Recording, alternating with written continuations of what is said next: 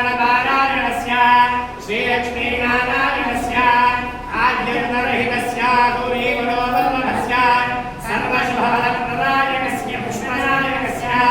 सत्यसन्धस्य हरिश्चन्द्रस्य निर्मलादि महानदीनाम् अरुन्धतीरूपामुद्राहल्यानसूया प्रभृतीनमयुक्ती तारासीसा Bhagwati प्रभृतीनाम् स्त्रीणाम् ब्रह्मणश्चतुर्मुखानाम् रमेश्वरस्य पञ्चमुखानाम् Kumaraswamy षण्मुखानाम् सप्तकुल